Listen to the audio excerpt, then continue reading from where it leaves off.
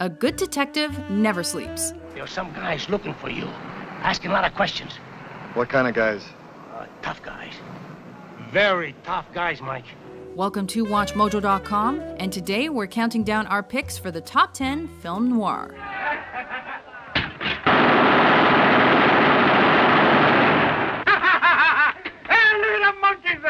For this list, since experts fail to agree on a standard definition for the genre, we're limiting our choices to gritty, cynical thrillers and crime dramas from the early 40s to late 50s that are shot in black and white. Sorry, Jimmy. Number 10, Strangers on a Train.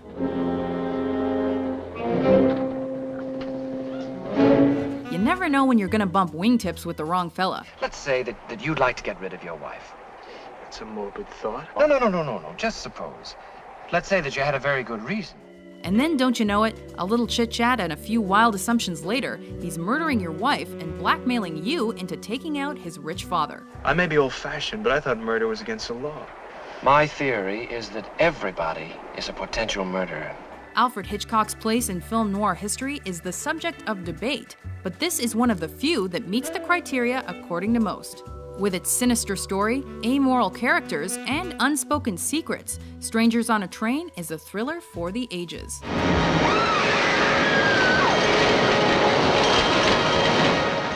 Number 9, In a Lonely Place. Squeeze harder. It's wonderful to feel her throat crush under your arm. Rob, stop it! I didn't hurt you, did I? You've never seen Humphrey Bogart this creepy. As misanthropic screenwriter Dick Steele, a man who never saw a problem he couldn't punch or drink his way out of, he finds himself at the center of a murder investigation, and his beautiful bride-to-be must decide whether he's the real killer or just kind of a jerk. You weren't sure of him either, and you know him better than anybody else. Why can't he be like other people?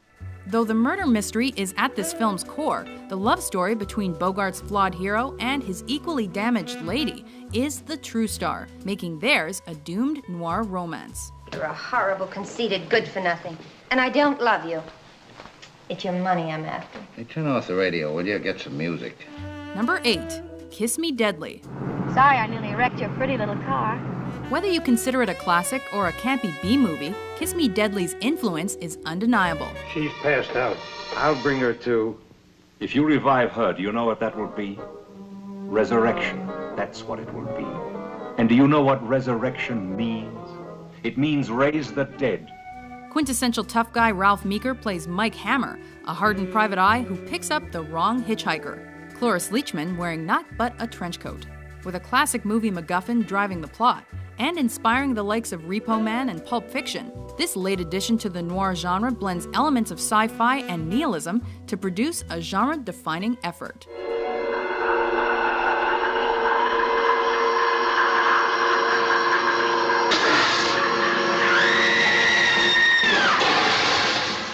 Number 7, Notorious. I'm not afraid to die.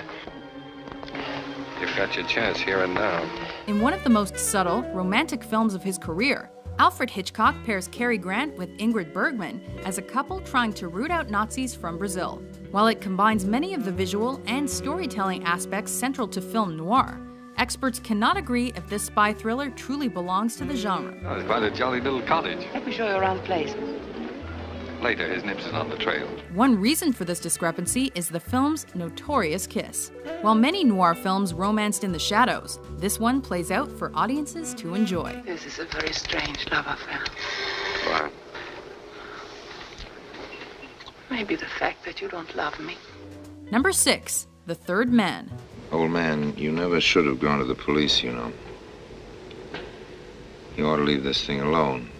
One of the all-time classics of the genre, The Third Man has a style all its own. Harry, get away. The police are outside. Quick. Anna. With the winding plot twisting its way through Allied-occupied Vienna, the story follows the standard noir characters, the rough-hewn, plain-speaking good guy, the shadowy bad guy, and the beautiful femme fatale. Plus, with elements like a mustachioed Inspector Clouseau-esque villain, A grinning Orson Welles and comical but unforgettable score, Carol Reed's intricate mystery blends comedy, suspense, and ultimately tragedy with seamless ease. In Italy, for 30 years under the Borgias, they had warfare, terror, murder, and bloodshed, but they produced Michelangelo, Leonardo da Vinci, and the Renaissance. In Switzerland, they had brotherly love. They had 500 years of democracy and peace, and what did that produce? The cuckoo clock. Number 5, Touch of Evil. Do you realize I haven't kissed you in over an hour? Less than a decade after our previous entry, audiences witnessed the handsomely charming Wells transformed into the ruthlessly corrupt and seemingly twice as large police captain Hank Quinlan. You are a policeman, aren't you?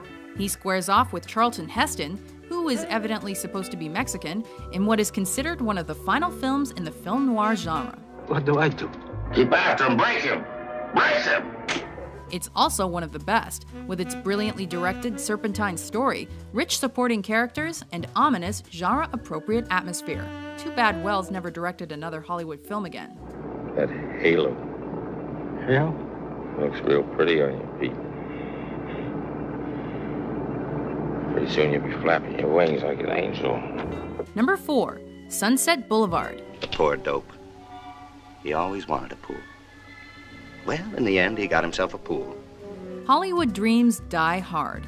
In one of the greatest and most meta films ever, Billy Wilder's Sunset Boulevard features aging former silent movie star Gloria Swanson as agent silent movie star Norma Desmond.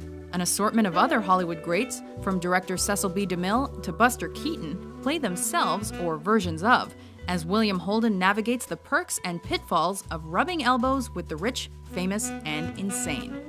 What are you doing? I'm packing. You're leaving me. Yes, I am, Norma. No, you're not. And somehow, throwing film noir elements into that mix makes this classic bizarrely comical. The cameras and those wonderful people out there in the dark. All right, Mr. DeMille, I'm ready for my close-up. Number 3, Double Indemnity. Is there anything I can do?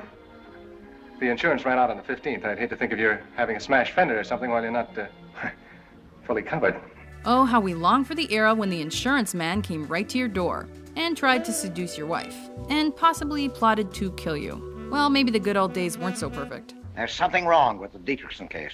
Why, because he didn't file a claim? Maybe he just didn't have time. Maybe he just didn't know that he was insured.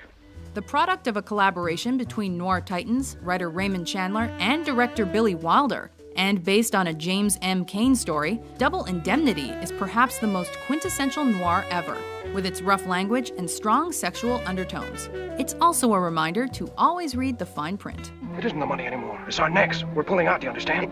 Because of what Keys can do? You're not fooling me, Walter. It's because of Lola, what you did to her father. You're afraid she might find out someday, and you can't take it, can you? I said leave her out of this. Number 2, The Big Sleep.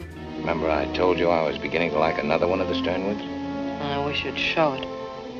That should be awful easy.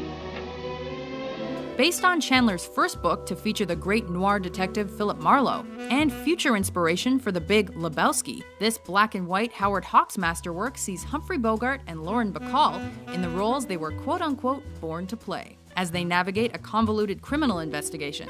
With more moving parts than a Swiss watch, Marlowe tries to set the record for having the most guns pointed at him without getting shot. He'll take chances, mister. And, you know, he saves the day by staying cool through impossibly stressful situations. Over here, Canino.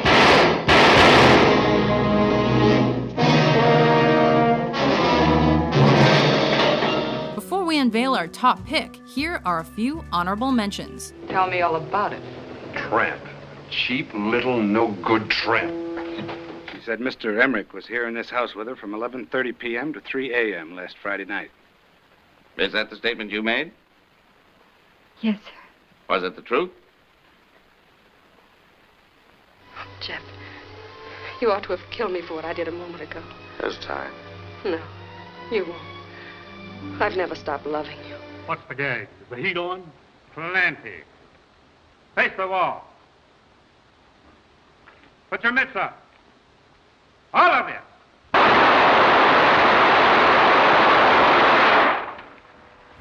Number 1. The Maltese Falcon.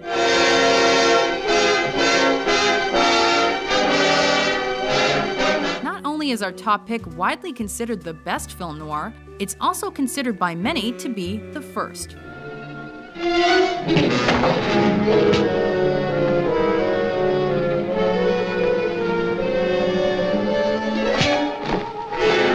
Most amazing of all, it was legendary director John Huston's first feature, made on a B-movie-sized budget and based on a book that had already failed twice on the screen. Starring Humphrey Bogart as, get this, a private detective. Okay, well, the premise might not seem revolutionary, but virtually every aspect of filmmaking was, setting Bogey up for his future successes and setting the standard for film noir. What is it?